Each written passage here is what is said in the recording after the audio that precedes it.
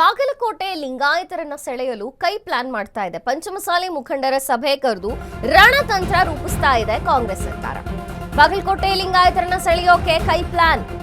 ಪಂಚಮಸಾಲಿ ಮುಖಂಡರ ಸಭೆ ಕರೆದು ರಣತಂತ್ರ.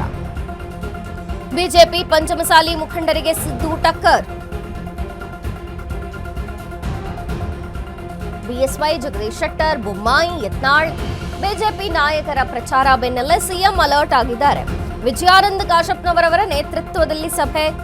ವೀರಶೈವ ಲಿಂಗಾಯತ ಅಭಿವೃದ್ಧಿ ನಿಗಮದ ಅಧ್ಯಕ್ಷ. ಲಿಂಗಾಯತ ಮತ ಸೆಳೆಯೋಕೆ ಸಿದ್ದರಾಮಯ್ಯ ಪ್ಲಾನ್. ನವನಗರ ಖಾಸಗಿ ಹೋಟೆಲ್ನಲ್ಲಿ ಸಭೆ ಆಯೋಜನೆ ಮಾಡಲಾಗಿದೆ. ಬಹಿರಂಗ ಪ್ರಚಾರದ ಕೊನೆಯ ದಿನ ಹಿನ್ನೆಲೆಯಲ್ಲಿ ಸ್ಟ್ರಾಟರ್ಜಿ.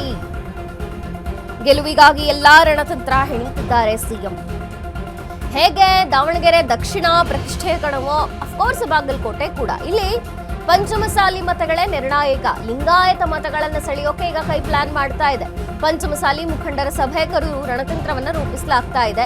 ಇನ್ನು ಬಿಜೆಪಿ ಪಂಚಮಸಾಲಿ ಮುಖಂಡರಿಗೆ ಸಿದ್ದು ಟಕ್ಕರ್ ಕೊಡೋದಕ್ಕೆ ರೆಡಿಯಾಗಿದ್ದಾರೆ. ಬಿಎಸ್ವೈ ಜಗದೀಶ್ ಶೆಟ್ಟರ್, ಬೊಮ್ಮಾಯಿ, ಯತ್ನಾಳ್ ಎಲ್ಲರ ಒಂದು ಪ್ರಚಾರ ಮಾಡಿದ್ರು. ಇದು ಸಿಎಂಗೆ ನಡುಕ ಹುಟ್ಟಿಸಿದೆ. ಹಾಗಾಗಿ ಬಿಜೆಪಿ ನಾಯಕರ ಪ್ರಚಾರದ ಬೆನ್ನಲ್ಲೇ ಸಿಎಂ ಅಲರ್ಟ್ ಆಗಿದ್ದಾರೆ. ಯಾವ ಕಾರಣಕ್ಕೂ ಬಾಗಲಕೋಟೆ ಮತಕ್ಷೇತ್ರ ಕೈಬಿಟ್ಟು ಹೋಗಬಾರದು ಅಂತ. ಇನ್ನು ವಿಜಯಾನಂದ ಕಾಶಪ್ಪನವರ್ ಅಲ್ಲಿನ ಪಂಚಮಸಾಲಿ ಮುಖಂಡ ಅವರ ನೇತೃತ್ವದಲ್ಲಿ ಒಂದು ಸಭೆ ಮಾಡಬೇಕು ಅನ್ನುವಂಥದ್ದು. ಲಿಂಗಾಯತ ಮತ ಸೆಳೆಯೋಕೆ ಈಗ ಸಿದ್ದರಾಮಯ್ಯ ಪ್ಲಾನ್ ಮಾಡ್ತಾ ಇದ್ದಾರಂತೆ. ನವನಗರದ ಖಾಸಗಿ ಹೋಟೆಲ್ನಲ್ಲಿ ಸಭೆ ಆಯೋಜನೆಯಾಗಿದೆ. ಬಹಿರಂಗದ ಪ್ರಚಾರದಕ್ಕೆ ಕೊನೆಯ ದಿನ ಇವತ್ತು. ಹಾಗಾಗಿ ಅನೇಕ ಸ್ಟ್ರಾಟಜಿಗಳನ್ನು ರೂಪಿಸ್ಕೊಳ್ತಾ ಇದ್ದಾರೆ. ಗೆಲುವಿಗಾಗಿ ಎಲ್ಲಾ ರಣತಂತ್ರವನ್ನ ಹೆಣೀತಾ ಇದ್ದಾರೆ ಸಿಎಂ. ಕಾಂಗ್ರೆಸ್ಗೆ ಇದು ಅನಿವಾರ್ಯದ ಪ್ರಶ್ನೆ. ಯಾಕೆಂದ್ರೆ ಬಾಗಲಕೋಟೆ ಇರ್ಬೋದು, ದಾವಣಗೆರೆ ದಕ್ಷಿಣ ಮತಕ್ಷೇತ್ರ ಇರ್ಬೋದು, ಎರಡೂ ಕಡೆಗಳಲ್ಲಿ ಗೆಲ್ಲಲೇಬೇಕಾದಂತಹ ಅನಿವಾರ್ಯತೆ ಇದೆ. ಮೇನ್ಲಿ ದಾವಣಗೆರೆ ದಕ್ಷಿಣವನ್ನ ಫೋಕಸ್ ಮಾಡಿ ಅಲ್ಲಿ ಭರ್ಜರಿಯಾಗಿ ಪ್ರಚಾರ, ರೋಡ್ ಶೋ, ಮೇಲಿಂದ ಮೇಲೆ ನಾಯಕರುಗಳು ಬಂದ್ರು. ಸಿಎಂಎ ಹಲವಾರು ಬಾರಿ ಪ್ರಚಾರವನ್ನ ಕೈಗೊಂಡ್ರು. ಆದ್ರೆ ಹೇಗೆ ದಾವಣಗೆರೆ ದಕ್ಷಿಣ ಅತ್ಯಂತ ಪ್ರಮುಖ ಕ್ಷೇತ್ರ ಅಂತ ಕನ್ಸಿಡರ್ ಮಾಡಿ ಇಲ್ಲಿ ಯಾವ ಕಾರಣಕ್ಕೂ ಕೂಡ ಕಾಂಗ್ರೆಸ್ ಗೆಲುವನ್ನ ಸಾಧಿಸಲೇಬೇಕು ಅಂತ ಪಣ ತೊಟ್ಟು ಪ್ರಚಾರ ಮಾಡಿದ್ರಲ್ಲ, ಈಗ ಬಾಗಲಕೋಟೆಯೂ ಕೂಡ ಹಾಗೆ ಪರಿಣಮಿಸ್ತಾ ಇದೆ. ಯಾಕೆಂದ್ರೆ ಬಾಗಲಕೋಟೆಯಲ್ಲಿ ಲಿಂಗಾಯತ ಮತಗಳೇ ನಿರ್ಣಾಯಕ ಮತ್ತು ಪಂಚಮಸಾಲಿ ಮತಗಳು ಕೂಡ ಬಹಳಷ್ಟು ಮಟ್ಟಿಗೆ ಇರುವಂಥದ್ದು. ಹಾಗಾಗಿ ಪಂಚಮಸಾಲಿ ಮುಖಂಡರನ್ನ ಸಭೆ ಕರೆಯೋದು. ಮೊನ್ನೆ ಕೂಡ ಯತ್ನಾಳ್ ಬಂದಾಗ ಬಿಜೆಪಿ ಪರವಾಗಿ ಅಂತ ಎಲ್ಲೂ ಕೂಡ ಓಪನ್ ಆಗಿ ಹೇಳದೇ ಇದ್ರು, ಪರೋಕ್ಷವಾಗಿ ಅಲ್ಲಿ ಪಂಚಮಸಾಲಿ ಮುಖಂಡರ ಸಭೆಯಲ್ಲೇ ಭಾಗವಹಿಸಿ ಆ ಮತಗಳನ್ನ ಸೆಳೆಯೋಕೆ ಒಂದು ಪ್ಲಾನ್ ಅನ್ನ, ಸ್ಟ್ರಾಟರ್ಜಿಯನ್ನ ಮಾಡಿದಂಥದ್ದು. ಈಗ ಕೂಡ ಇದೆಲ್ಲ ಆದ್ಮೇಲೆ ಸಿಎಂ ಅದೇ ಯೋಚನೆ ಮಾಡ್ತಾ ಇದ್ದಾರೆ. ಬಿಎಸ್ವೈ ಜಗದೀಶ್ ಶೆಟ್ಟರ್, ಬೊಮ್ಮಾಯಿ, ಯತ್ನಾಳ್ ಎಲ್ಲರೂ ಬಂದು ಬಾಗಲಕೋಟೆಯಲ್ಲಿ ಪ್ರಚಾರ ಮಾಡಿದ್ರು. ಹಾಗಾಗಿ ಲಿಂಗಾಯತ ಮತಗಳೇ ನಿರ್ಣಾಯಕವಾದಂತಹ ಬಾಗಲಕೋಟೆಯಲ್ಲಿ ಭರ್ಜರಿಯಾಗಿ ಅಂದ್ರೆ ಪ್ರಚಾರವೂ ಆಗಬೇಕು. ಪ್ರಚಾರಕ್ಕೆ ಇವತ್ತು ಕಡೆಯ ದಿನ.